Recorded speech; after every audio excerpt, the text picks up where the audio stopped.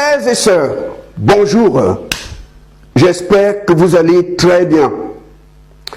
Gloire à Dieu. J'ai un ami.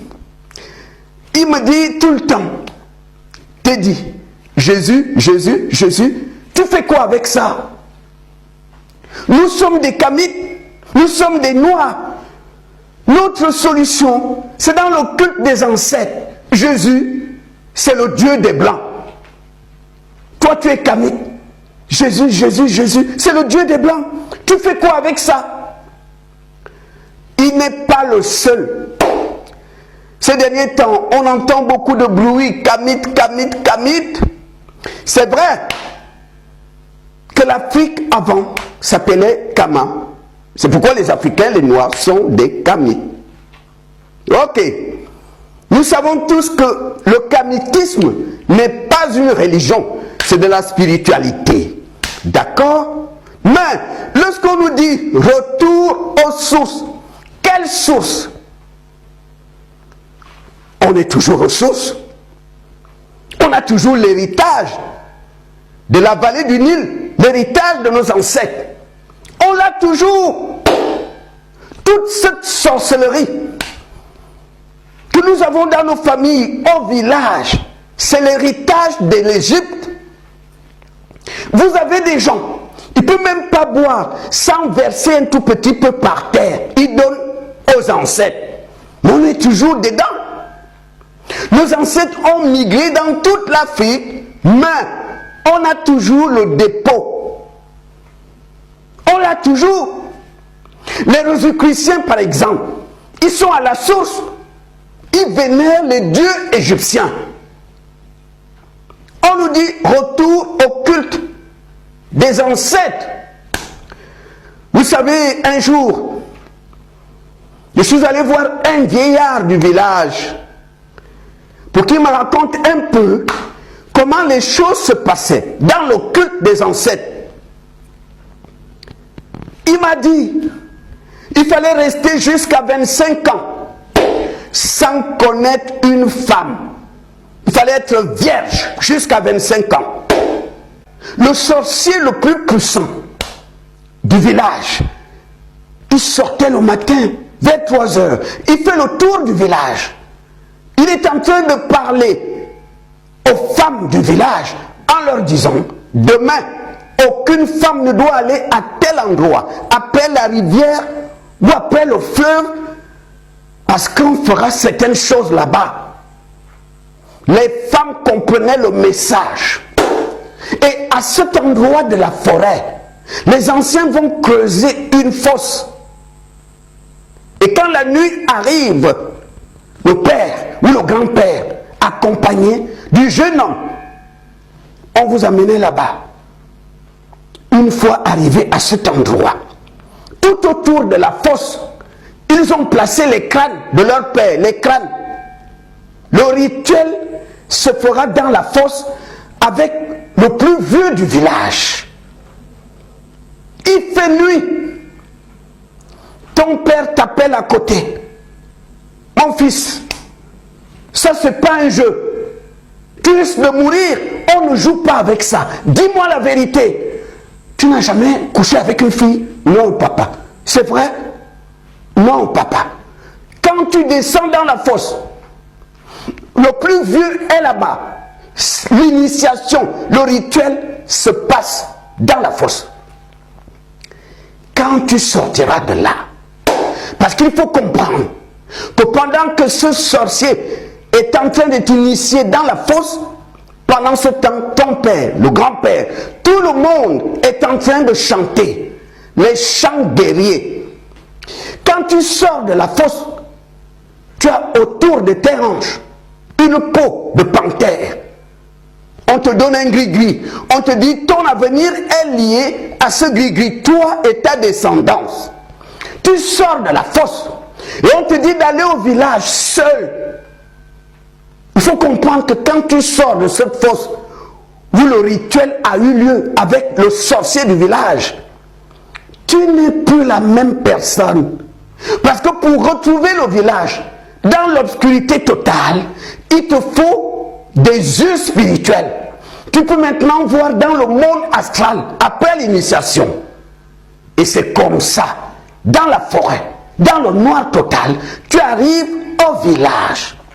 Quand ta mère te voit, tes soeurs, tes tantes, c'est des cris de joie. C'est la joie, les cris de joie. Parce que leur fils est devenu un homme.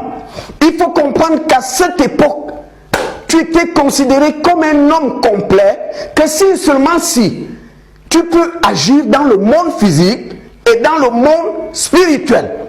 D'après ce vieillard, il me dit que même lorsque tu partais demander la main d'une fille à ses parents, le père te regarde, la mère te regarde, parce qu'ils veulent donner leur fille à un homme complet. Un homme complet.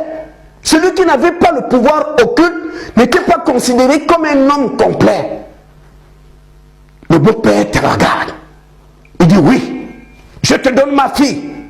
Parce que tu es capable de protéger ma fille dans le monde physique et dans le monde astral. Ça, c'est l'héritage de mes ancêtres. C'est l'héritage de l'Égypte. Cette sorcellerie que nous avons dans nos villages, dans nos familles, c'est l'héritage de l'Égypte. Quand on nous dit que notre avenir, notre porte de sortie, c'est le culte aux ancêtres.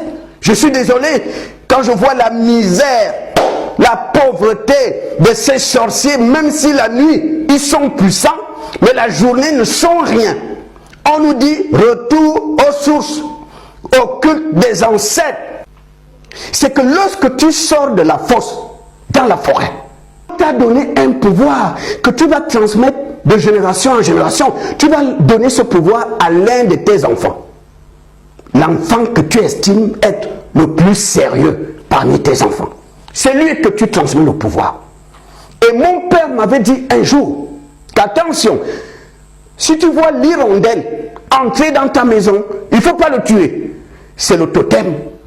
C'est l'esprit de la famille. Ça vient des ancêtres. Vous avez des familles comme ça. Certaines familles ont un serpent, le hibou, la tortue. Il y a quelque chose, la chauve-souris. Vous avez des familles comme ça. C'est le totem. C'est l'esprit des ancêtres. Mais le problème, c'est quoi?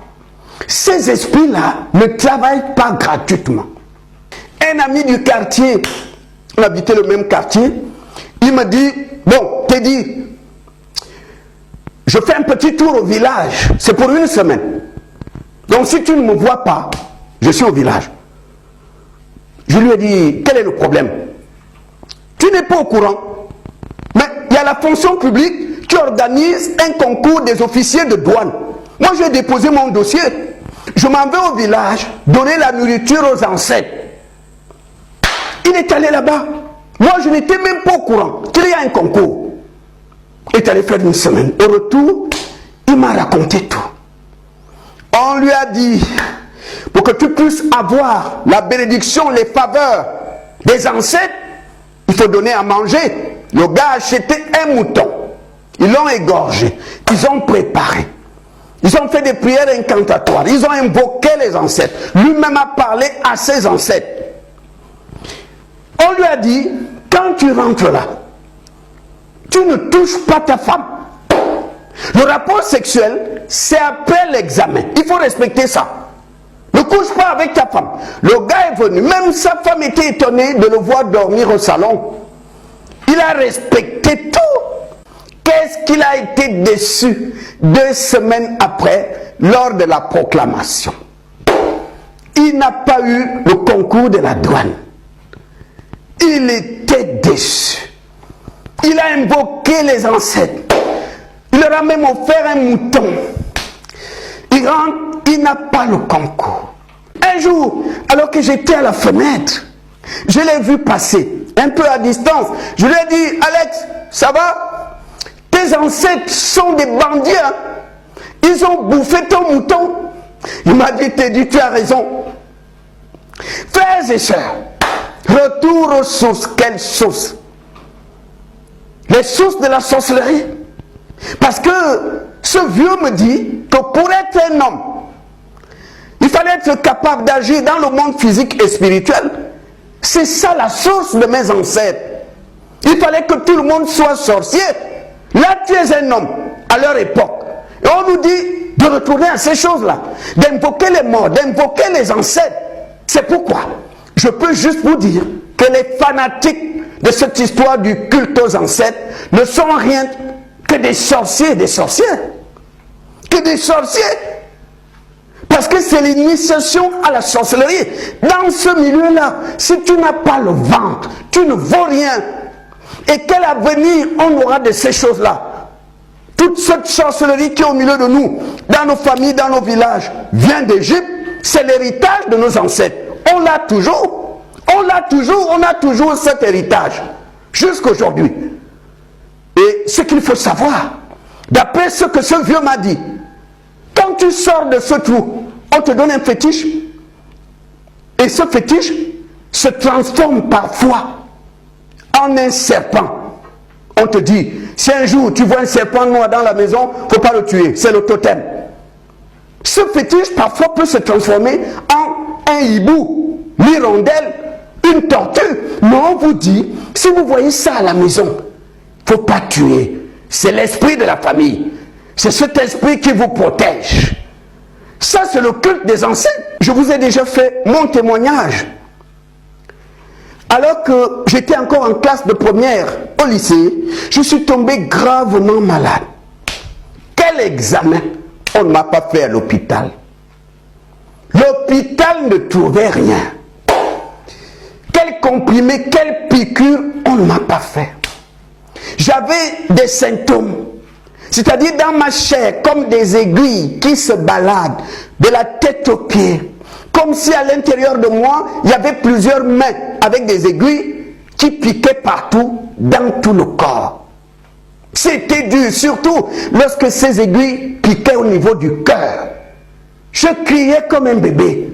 C'était dur, frères et sœurs. C'est alors, voyant que l'hôpital ne donne rien, on m'a amené de tradipraticiens en tradipraticiens. Mes parents ont dépensé de l'argent. Je me souviens, le dernier, même les ministres du pays avaient besoin des services de cet homme. Donc ce n'était pas un bricoleur. Il m'a dit, si tu offres un repas à tes ancêtres, tout sera débloqué. Parce que si le traitement ne fait rien, c'est parce que les ancêtres ont bloqué. Donc si tu donnes la nourriture à tes ancêtres, ils vont débloquer. On a préparé la nourriture. Et je me souviens de cette nuit-là. Il y avait le tradipraticien et moi. La nuit, on est venu au bord de la rivière. J'ai étalé les plats. Il y avait un peu de tout. Il y avait même des paquets de cigarettes. Il y avait des bouteilles d'alcool. Le tradipraticien a parlé en premier à mes ancêtres. Il s'est retiré. Et moi, je parlais aux ancêtres. En disant aux ancêtres que ma vie tourne en rond. Que je suis malade. Que j'ai besoin d'une guérison. Venez manger cette nourriture. Voici la nourriture que j'ai apportée. Je me retire, trouver le tradipraticien qui était derrière moi. Je dirais dans les 10-20 mètres derrière moi. Dans la nuit. 1 heure après, le tradipraticien me dit, ils ont déjà mangé. Allons, on revient où se trouvaient les plats. Le tradipraticien m'a dit, Teddy, si tu veux avoir la preuve qu'ils ont déjà mangé, mets cette nourriture dans ta bouche. Tu auras l'impression que tu as mis la boue dans ta bouche. Ça n'a plus de saveur. Parce que les esprits des ancêtres ont déjà mangé. On est revenu au village.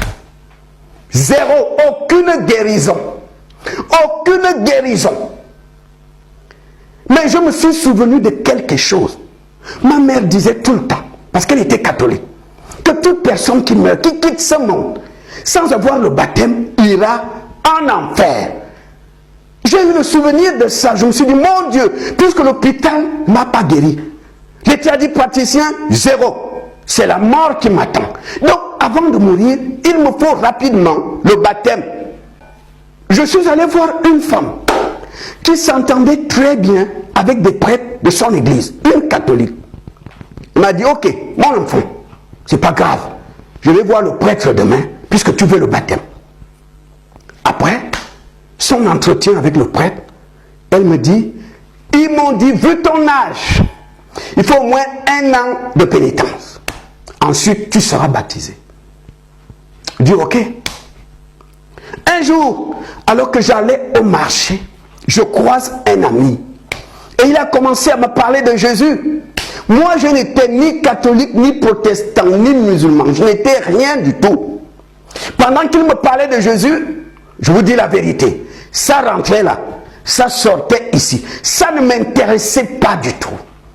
La seule chose que je veux, c'est le baptême. Et lorsqu'il a terminé de parler, je lui ai dit, mais chez vous là-bas, il faut combien de temps pour qu'on soit baptisé? Jésus a dit, celui qui croit et qui sera baptisé sera sauvé. On n'a pas besoin d'1 an d'attente ou de 10 ans d'attente. Déjà au moment où je te parle, il y a une séance de baptême dans 2 semaines. J'ai dit, c'est vrai? Oui. Est-ce que c'est payant? Non, c'est pas payant. Il est venu me chercher dimanche. J'étais dans la joie. Là-bas, on m'a dit, je dois attendre 1 an.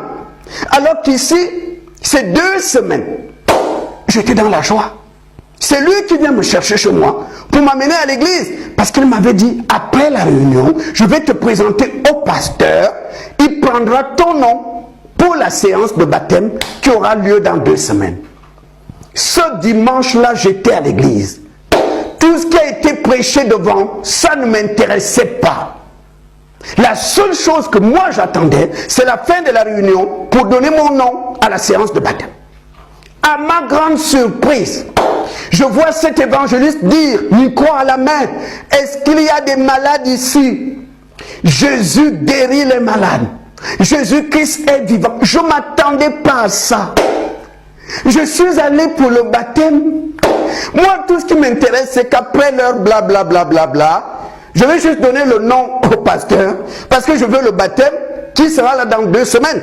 Et je me disais, une fois mon baptême, ils ne me verront plus. Ils ne me verront plus. Je veux juste le baptême. À ma grande surprise, cet homme dit, il y a des malades ici. Jésus-Christ est là. Jésus guérit toujours. Venez devant, croyez en lui, il va vous guérir. Je ne m'attendais pas à ça. Je ne savais même pas qu'il priait pour des malades. Moi, je suis là juste pour le baptême. Je regarde tout autour de moi. Je vois les gens se déplacer pour aller devant. Je me suis dit, bon, ça ne me coûte rien. Je m'en vais devant. Et il a commencé à nous exhorter. Jésus-Christ est ici. Il a dit, là où 2 ou 3 sont réunis en son nom, il est là. Croyez que Jésus est là. Croyez que Jésus est là. Il a tellement insisté que finalement, ça a mis la foi en moi. J'ai cru que Jésus est là. Et lorsqu'il va commencer à prier, il était à genoux, les mains levées vers le ciel. J'ai senti de ma tête jusqu'aux pieds comme un courant électrique qui a traversé mon corps. Et sur le champ, tous les symptômes de douleur qui étaient en moi, qui étaient dans mon corps, sont partis sur le champ. Je n'en revenais pas. J'étais dans la joie. Je ne sens plus les douleurs dans mon corps. Quand j'arrive à la maison, ma soeur, lorsqu'elle a vu cette délivrance, cette guérison, est allée donner sa vie à Jésus. Les gens se sont convertis à partir de ce que Jésus a fait en moi. Jésus-Christ n'a pas dit, tu es un noir, moi je suis le Dieu des blancs. Je ne traite pas avec les noirs. Jésus-Christ n'a pas dit, tu es kémite, tes ancêtres viennent de l'Égypte, va invoquer tes ancêtres. Mais Jésus m'a guéri. Jésus-Christ n'a pas dit, vous êtes des kémites, moi je suis le Dieu des blancs. Je ne traite pas avec les noirs. Allez invoquer vos ancêtres. Il n'a pas dit ça. Jésus-Christ n'est pas dans leurs histoires là. Avec Jésus, que tu sois asiatique, africain, européen, américain, australien, Jésus-Christ est Seigneur. C'est le Dieu d'amour. Peu importe la couleur de ta peau. Peu importe la couleur de ta peau. Il m'a guéri. Tout le quartier savait que je n'avais que la peau sur les os. C'est Jésus qui m'a mis debout. Jésus n'a pas dit, tu es kémite, va invoquer tes ancêtres. Tu es kémite, moi je suis le Dieu des blancs. Jésus n'a pas dit ça. Que tu sois africain, asiatique, australien, américain, européen, Jésus-Christ est Seigneur. Le culte des ancêtres, c'est pour les sorciers et les sorcières. Parce que le vieux du village m'a tout dit. C'était l'initiation. Pour que tu sois un homme complet. Et il m'a bien dit, l'homme complet, c'était celui qui peut se battre dans le monde physique et dans le monde spirituel. C'est ça le culte des ancêtres. C'est pour les sorciers et les sorcières. Mais si tu n'es pas sorcier, ton compte n'est pas là-bas. Que Dieu vous bénisse.